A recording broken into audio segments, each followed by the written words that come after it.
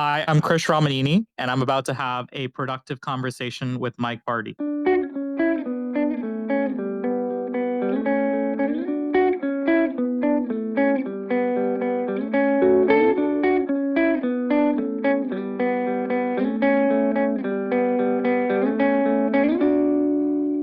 Welcome to A Productive Conversation. I'm Mike Vardy, and this time around, I'm joined by Krish Ramineni.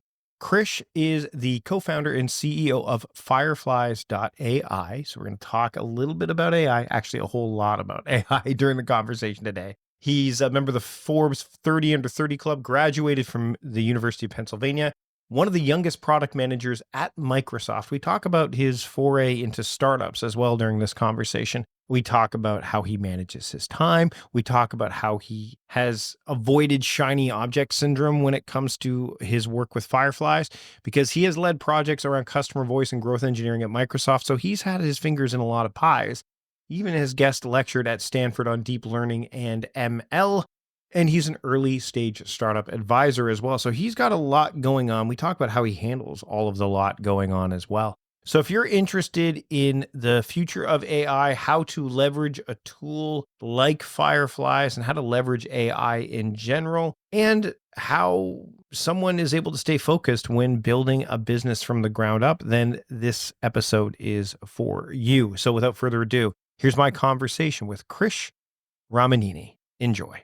Krish, thanks so much for taking the time to join me today. For those that know how I operate with my podcast, we had some good banter back and forth before we hit record. This episode, of course, was recorded months ago, so probably more weeks ago. But nonetheless, we had a good bit of banter to go back and forth to get things started. Krish, thanks so much for taking the time again to be here today. I'm excited to be here. A lot has happened over the last 24 hours, so yeah. If you want to guess what day we're doing this, go ahead. But let's just say there is this movie called V for Vendetta. Beware, what is it? Remember the 5th of November. We're recording. There might be some correlation there. I don't know, but nonetheless, Krish, I'm one of the things that we kind of touched on at the beginning is the idea of quantitative and qualitative kind of work. And when it comes to what you're with Fireflies.ai, right? So AI is huge right now, and it's not the genie's out of the bottle for anybody that's like, well, I'm if you're not using it in some way, shape, or form deliberately, because you probably are, incidentally, we're there now. One of the things I find that AI has been incredibly useful for, especially, when it comes to automating meeting notes, is the ability to shift your focus as the human onto what really needs to be going on. And the other things can kind of happen in the background. So while humans can't truly multitask, the integration of AI, especially with what you're doing with Fireflies, is the next best thing, right? Or it truly is multitasking with you actually having to do it. And there's a presence that I think makes meetings more productive, that when your notes are being automated, you can actually pay attention to a greater degree. I think that's one of the benefits. That allows you to do more qualitative work. So to me, I'm wondering, like, was that one of the things that you were thinking about? Like, this is how AI can be leveraged in just one of the myriad of ways, and you've just dialed into this very specific arena? Well, one of the things we thought about even way back in the beginning was the future is not going to be about having to go use a piece of software in the traditional sense, because most people don't log into a dashboard and use software. And this was back in 2016 when we were thinking about what makes great products. It was about a experience that follows you seamlessly wherever you go. Mhm. And when we were building Fireflies, we said, what if I had my own personal assistant that follows me around on meetings and then takes notes? It sits silently on the call, and I don't have to manually click on any buttons, open up any software. It just works hands-free. It's only recently people are saying, well, voice is the new frontier. People are going to just be able to give voice commands, and that's how things are going to work. So that's been more possible now thanks to improvements in Chat GPT and AI actually being able to understand what we say. So I think we were onto something back then, and it was way too early at that time. But over a period of a few years, we knew that was the right bet. So today, how Fireflies works is it connects to my calendar. It knows what's on my schedule, just like a secretary would, and then it would join the meeting, and then afterwards it would email me the notes. And then if I want to go back and dive deeper, I can go into my dashboard and review the call, skim stuff, search stuff, etc. But that was really a hypothesis we had back then. So what led you to decide I'm going to go into the startup game? Like, you worked for Microsoft, right? You've had, this is your first startup, right?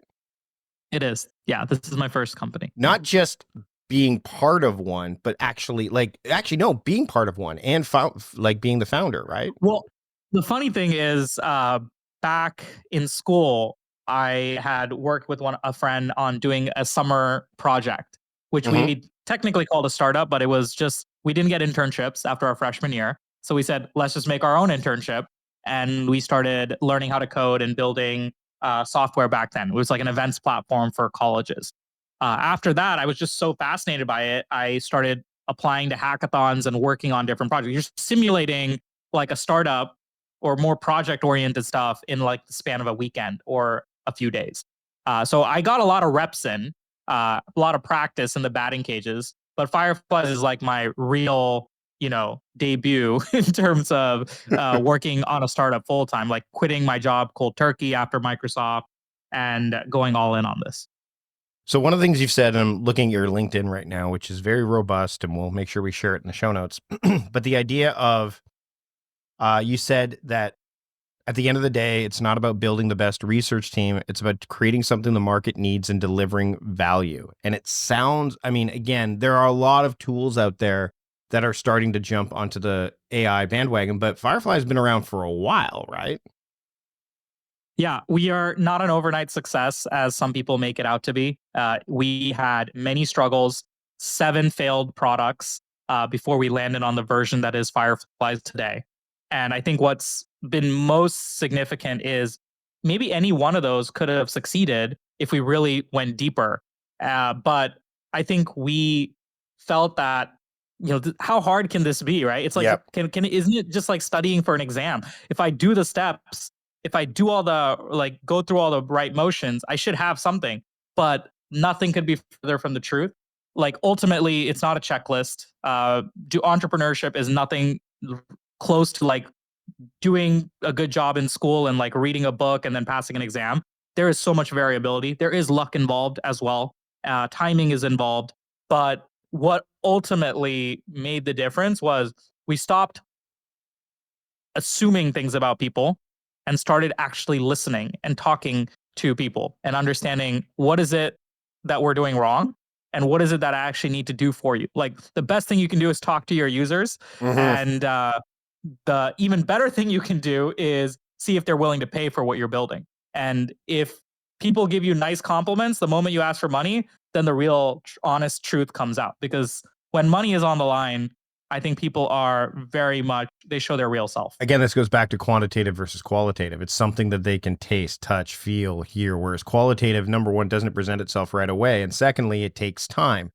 What is interesting about what you just shared is the depth versus breadth, right? So you went deep on a very particular thing, which is tricky when you are in number one, a new piece of technology that has stuff showing up all the time, novelty everywhere. And, the shininess of those new things on the horizon can be, alluring, especially because when you go deep, you get stuck from time to time, right? Like, what were some of the things that you found, first off, that pushed you to keep going with the depth in this very particular area versus, kind of getting pulled aside by one of these shiny new things that have shown up? Because again, it's not like Fireflies just showed up. You've seen stuff show up and go, oh, maybe we should go that direction. You've stayed the course largely, right? Yeah. I honestly think the best decision we made was go after something that was frontier technology that a lot of people were shying away from. At that time, it was speech recognition software because we had decades of really expensive, really low quality speech recognition technology. And we were able to set ourselves up in an era where we said, look, machine learning is getting better, deep learning is getting better, AI is getting better. This is going to be a solved problem. That credit goes to my co-founder and CTO, Sam, where I would be like, I'm not so sure, Sam. Like, is transcription actually going to get better? Like, we're building our entire company based on this one hypothesis that speech recognition is going to be better. It's going to be cheaper. It's going to be faster. That's a lot to bet on. That's it, as if Uber was betting on Google Maps and Apple GPS to like do its job, right? If you don't have those foundational pieces of technology, you don't have Uber. Right. And Airbnb was betting on the fact that after 2008, the recession, a lot of people had to pay their mortgages and they probably wanted to rent a part of their house so that they can cover the bills. Yeah. So there's a lot of things about market timing, and we timed the technology, not credit to ourselves, but it's just that we kept failing and failing and failing until eventually the market changed. And so that was one inflection point. The other inflection point was COVID, because all of a sudden, everyone was on video conferencing platforms and everyone was having Zoom fatigue, and they are not able to remember what they were talking about from meeting to meeting. So all of a sudden, you have people installing Fireflies and showing interest in technology like this so that they can go back and search their conversations.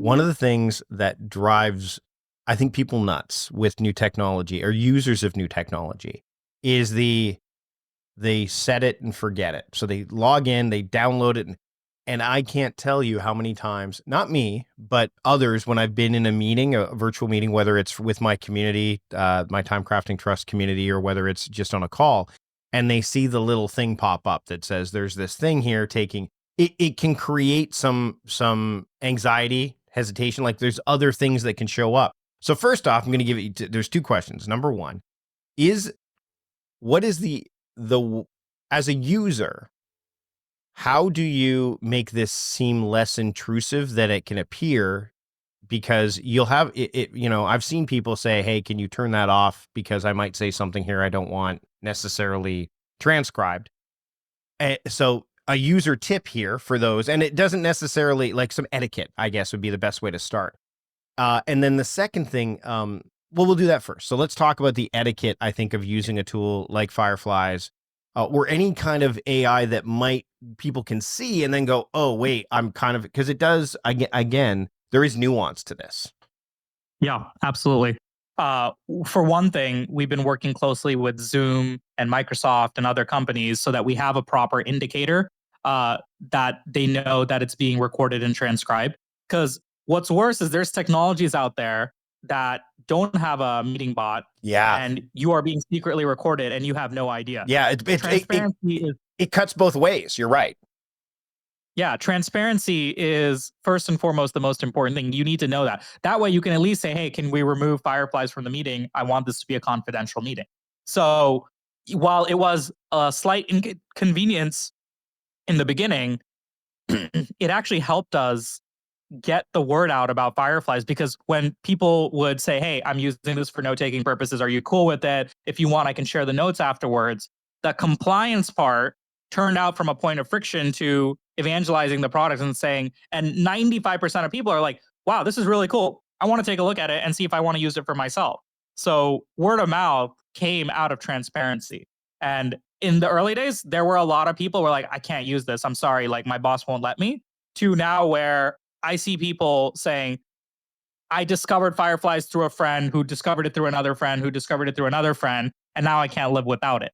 So it is a cultural shift that happened over time. And it's the same thing, right? I'm using consumer examples. Who would have thought that they wanted to get into a car with a stranger, right? Before like Uber or maybe taxis, but or no one. And the car drives off on its own, depending on where in certain parts of the world. Like, who would have thought Yeah. you're going to get in back seat and go, all right, you go ahead, car and drive me. Yeah, exactly. Yeah. So at least now Uber, you have tracking and you know who it is and you know they're vetted to a certain degree. Same with like Airbnb. Like before that, you had Craigslist. So all of these sort of things, there is a cultural shift that tends to happen. And I have seen people that said, I never want to use an AI note taker. I'm going to do it the old school way. I'm going to do it the right way. Why are you so lazy? You should write your own notes. To where like, you know what?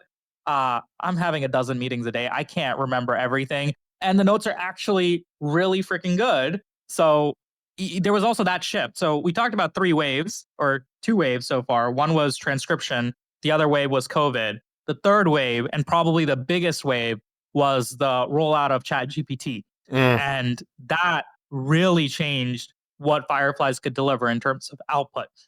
I can say confidently today, Fireflies writes better notes than me. It writes notes exactly the way I want it. And I can also very soon customize it every section and every component that I want. And that is what people around 2022, 2023, they saw it and they're like, I can drop the pen. I can trust this. So we had to work for several years to build that trust that the product was going to deliver. And investors had to take that bet on us as well, that it was a problem that will be solved. And I guess the rest is history in that regard. You skated to where the puck was going to be, not where it is, right? Like that's kind of the old Wayne Gretzky aphorism. Some companies start too early and they never get to where the puck is going and they run out of capital. This is a classic story of Silicon Valley, when you have amazing companies, novel ideas, but they were not efficient and maybe a couple years too early. And, they don't end up surviving. Okay, so here's a follow-up question, kind of a secondary one, is you've been very clear about going deep with Fireflies. You've been very clear about, like what niche you were in. How do you keep yourself, now that you've firmly entrenched yourself, from doing some of the things that other startups have done, which is to expand outside of the horizons? Because, and I used to, again, this is back from when I used to write for the Next Web and Cult of Mac and stuff. I would go to these conferences where you would see VCs and they would go, this is fine, but what are you doing to innovate? What are you doing? So there's that external pressure where it's like, no. We live, like, this is the product. We're staying the core. Again, they're the ones that are expecting flashy, shiny, new, groundbreaking, when in often cases, the steady Eddie business is the one that will pay off over the long term. How do you keep yourself from taking things off the roadmap into directions that no intention of going down? I think that's my biggest weakness, because I want to do everything. Yeah. I want to be everywhere, and I want to build every possible thing. And I've had to curb that instinct a little bit. I've had good teammates that keep me in check.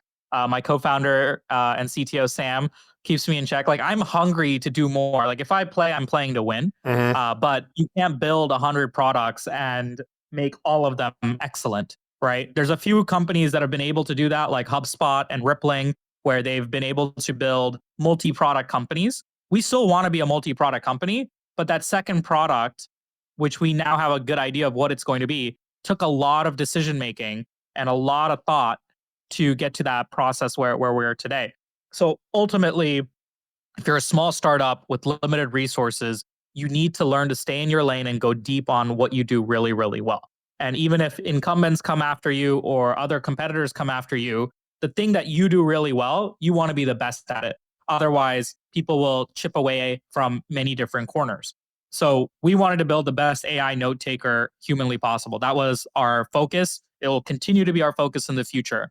But the next thing is, you look at, how can I help a person that's using Fireflies one step further? Like, how can we reduce the amount of work they have to do after a meeting or before a meeting? And so when we build our roadmap, we intentionally think a lot about what is in the purview of that user and how can we make their life better. So one thing we started doing was, before a meeting, let's send them a debrief so that they know what they talked about in previous meetings. That's being helpful. It's not like purely meeting notes, that's being super helpful to that person. The second thing we said was, well, people want more than just notes, right? They want to be able to do analysis. They want insights. they want to write up documentation. Maybe they want to write up a blog post or an article. Maybe they want to create a project report. And so what we did was we rolled out an AI app store. So after every meeting, you can have Fireflies create any sort of output you want based on the contents of the meeting. You can make it create a report, a blog, a draft, you name it. So that now helps us build a platform where others can build apps on top of Fireflies and customize it to their needs. So AI note taking is just one of hundreds of other applications on top of Fireflies. And now that I wouldn't even call that a secondary product. That's just an expansion. But the future, and this is what I'm really excited about, is getting to a place where, hey, Fireflies all these years has helped you take notes. It knows you well enough. But what if it can help you a little bit further? What if there's a meeting you don't want to take and it can go on your behalf and take the meeting? What if Fireflies can speak during a meeting and help you kick off a bunch of work? So that's the vision I'm looking towards, is like full on autonomous meetings.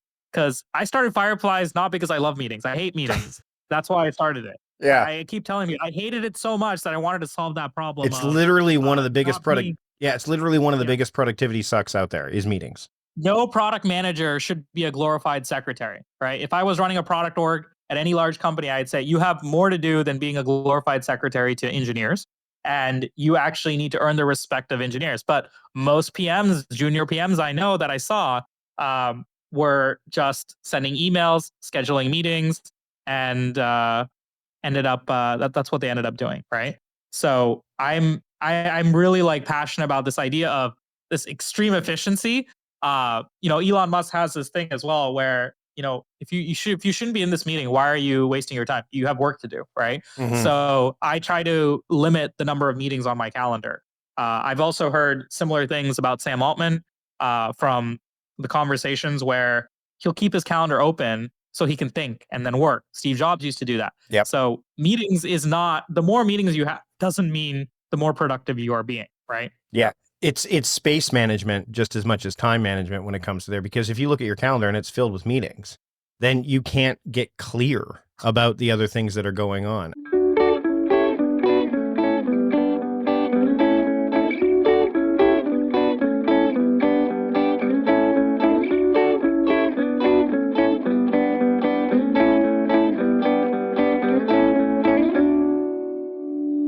A couple more questions before we wrap up.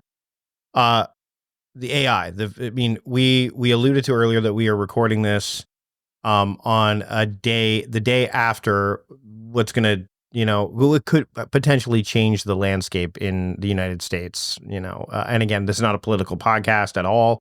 But what do you see about AI?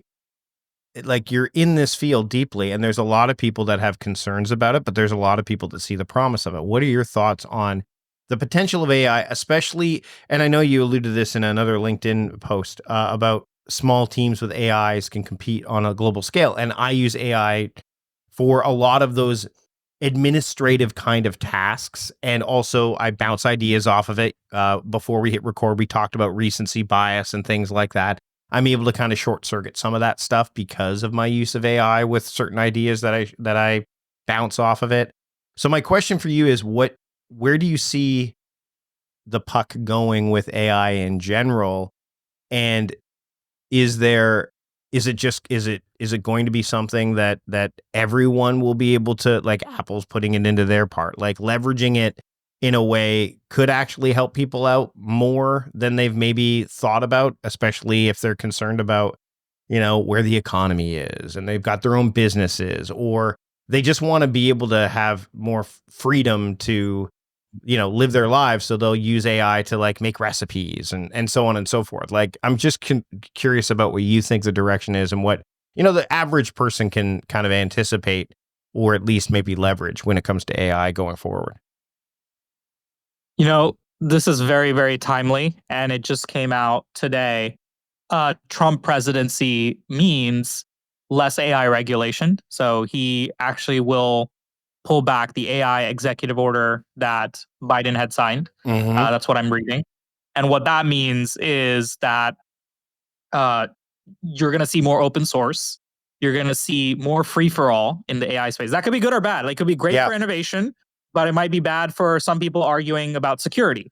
But it does level the playing field so that one company doesn't control all of the AI and get regulatory capture with the government. So I would assume this is one of the reasons Elon Musk was working with Trump, because he's had his gripe about other AI platforms and bias in AI and so forth. So right off the bat, we could see more push for open source. And open source has always been great for the technology community. And I'm not an expert geopolitically about like the security piece and other national, like, other foreign countries getting access to this tech. But I think someone like Mark Zuckerberg said, look, it's very easy to put something in a thumb drive, and if people wanted to get access to it, they'll get it anyway. So you can have the entire community keep people honest. What I think about AI in terms of quantifying, like we talked about earlier, is AI will become incredibly accessible, which could mean that it could be very deflationary. Meaning, like, if every person is going to be able to have a 24/7 doctor in their phone, a teacher, someone that is like helping them think about their finances or house planning, I just like think about what are the things that we couldn't have when we were younger or our grandparents were younger to what we can have today, right? Like running electricity, washing machines, TVs, access to information. I think AI is all that times 100. And that accessibility means a lot of people are going to be able to get their hands on resources, because it is a race to the bottom in terms of cost, and you don't have a labor cost. Now, everything has a flip side. The flip side is about jobs. If AI is going to become your lawyer or teacher or someone that's going to, like potentially you have an AI that comes into your house. Like you have these bipedal robots now that are able to cook for you and clean your house and fold your laundry. Like, what does that mean in terms of humans and jobs and job replacement? So it's a dual-sided coin. On one side, consumers are going to have incredible luxury that they probably wouldn't have been able to afford. But on the other hand, we have to think about, how do you supplement this? Is it through some form of basic income? Is it new jobs that open up? I think this will be the debate on how it plays out over the next decade. But this stuff is happening sooner than we thought. That's the biggest thing. Well, and I think the other thing is, and I read this in Harari's book, 21 Lessons for the 21st Century, is that, AI will play a role in certain jobs, but it may open up other jobs. Like, so for example, if I'm getting AI to do, and I'll use myself as an example, and this would have been me back when my kids were younger. If I was able to use AI 15 years ago, the way I can use it now, I would have been able to save money on what I spent for human contractors and maybe saved more money. Let's say that's the easiest example. But I also could have created a job for somebody to be a live-in nanny, right? Which again sounds luxurious, but the luxury always gets redefined generationally too, right? Like you mentioned, running water was a luxury. Having a washer and dryer was a luxury. We have a dishwasher now. And again, the dishwasher we just had installed, it's Wi-Fi connected. I could literally be sitting here right now and I'm like, oh, the dishwasher, I should turn it on. I can start it, or I can pause it if it's getting too loud above me, but from my phone. Having a dishwasher at all was a luxury as recently as the 80s, right? So microwaves. Microwaves are ubiquitous now. Back then, you go back and look. It's interesting because people always look at, and this is actually, I just thought about this. You're seeing now, like, the cost of a Happy Meal back in the 90s was what, $1.99 or whatever it was. Yeah, but the cost of them, but the cost of like a computer was like, the cost of other things were so much higher. Like, we walk around with, I have 3 computers in front of me right now, right? And our kids go to school. A computer used to take up an entire room. Exactly. And only like every university could have like 1 or 2 computers back then. So the personal computer is as much of a technological innovation as a commercial innovation, where you have a portable, affordable laptop that you can use today, right? So that is what I think about commoditization is AI is going to be the same thing, and it just happens faster than with hardware. So that's the other thing. Like at the end of the day, you're shipping bits. You can see you can see it. It's visceral. That's also part of it. You can see the thing as opposed to AI. What we're talking about, some of the AI, because it's very visceral. There's a lot of it out there, which is confusing for people who aren't even in our space that we talk about, right? The single biggest bottleneck for AI today is going to be energy. It's not even data. Yeah. If you get to a place where you have abundant energy, clean energy that can power these AI models, because these AI models take a lot of money to train and build, you can start to give the benefits of AI to every person on the planet.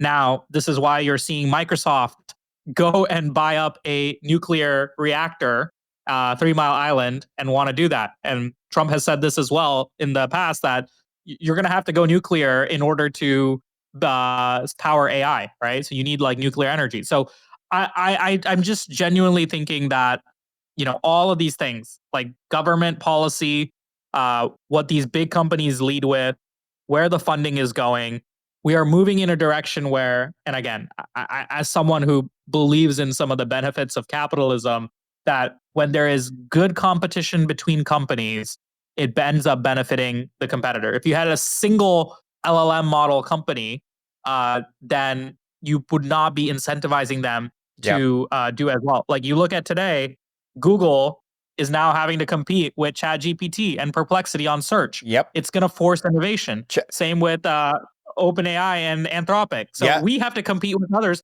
which keeps us on our toes to continue to be better. So no one likes competition if you're in the driver's seat as a business, but it is better for society if you're always willing to, keep making it affordable, keep making the technology better, and we don't get complacent. And to be fair, like let's as we get close to putting a button on this, let's be clear. This isn't just in technology either. Pro wrestling, when there was only one pro wrestling organization, and I have a love for pro wrestling, when there was only WWF/WWE, Thanks to Krish for joining me on the program. You can find all of the show notes as well as relevant and helpful links at mikevardy.com/podcast 597. We are close to episode 600, and the best way to stick around for that is to subscribe to the show if you're not already subscribed. Spotify, Apple Podcasts, even YouTube. You can also get the show notes when you subscribe right within wherever you get your podcast, so you don't have to go to my website necessarily. I'd love it if you did, but hit the subscribe button on any of these podcast platforms that you're using. The one that you're listening to me right now would be ideal. And that way you don't miss a single episode of what's to come. You can search through the archives. It helps out the show and so much more. Another way to support the show is to check out the sponsors that you heard during the conversation today. Go to mikevardy.com/podcast sponsors. Click on any of those that interest you or resonate with you. And that way they know that we sent you. That's it for this episode. Again, the next episode is a very special episode. It's episode 600. My son was in here today, actually, as part of Bring Your Kid to Work Day, and he couldn't believe that there's 600 episodes of this podcast that have been put into the world. And I'm excited to share with you this very special episode. But we've got a few more episodes to go before we get there. So until next time, I'm Mike Vardy, the host of A Productive Conversation, reminding you to stop doing productive and start being productive. See you later.